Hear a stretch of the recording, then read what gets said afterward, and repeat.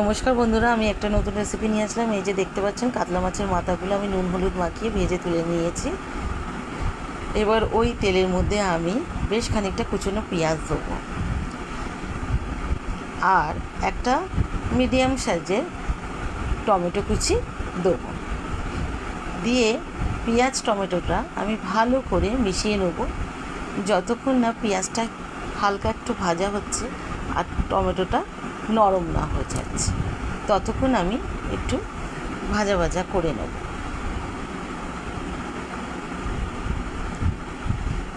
দেখেন পেঁয়াজটাও নরম হয়ে গেছে, টমেটোটাও গলে গেছে। এবার এর মধ্যে আদা রসুন আর কাঁচা লঙ্কার পেস্ট দিলাম। এবার দেবো আমি জিরে বাটা, দিয়ে আমি ভালো করে মশলার সাথে এগুলো মিশিয়ে নেব। পেঁয়াজ টমেটোর সাথে মশলাটা আমি ভালো করে মিশিয়ে নিলাম। এবার এর মধ্যে গুঁড়ো মশলাগুলো দেবো, যার মধ্যে আছে স্বাদ মতো নুন আর একটু লঙ্কা গুঁড়ো দিলাম। যেটা একটা কাতলা মাছের মাথার ঝাল হবে, একটু ঝাল ঝাল হলে বেশ ভালো লাগে, তাই একটু দিলাম, বেশি করে দিলাম লঙ্কা গুঁড়ো। আর একটু হলুদ গুঁড়ো দিলাম পরিমাণ মতো, আর কাশ্মীরি লঙ্কা গুঁড়ো দিলাম। এবার মশলা ধোয়া জলটা আমি এর মধ্যে দিয়ে দিলাম। দিয়ে এবার আমি মশলাটা ভালো করে কষিয়ে নেব। অনেকক্ষণ ধরে আমি কষিয়ে নেব, গ্যাসের ফ্লেমটা লোতে রেখে, যতক্ষণ না এর থেকে তেল ছেড়ে যাচ্ছে।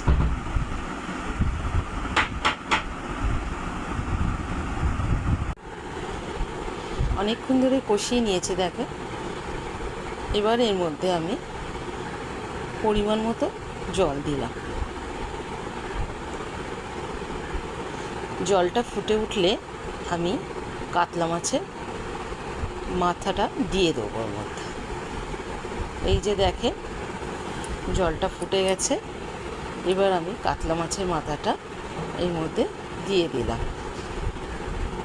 দিয়ে ভালো করে মিশিয়ে আমি ঢাকা চাপা দিয়ে গ্যাসের ফ্লেমটা একটু লোতে রেখে কিছুক্ষণ রান্না করে নেবো। দেখে অনেকটাই ঝোলটা শুকিয়ে গেছে। এবার এর মধ্যে আমি ধনেপাতা কুচি দিয়ে দিলাম।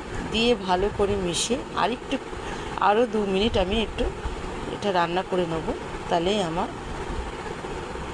মাছের মাথার ঝালের রেসিপি রেডি হয়ে যাবে। এই যে দেখেন ফাইনাল লুক দেখতে কেমন হয়েছে। ভালো লাগলে একটা লাইক কমেন্ট শেয়ার করবেন। ধন্যবাদ।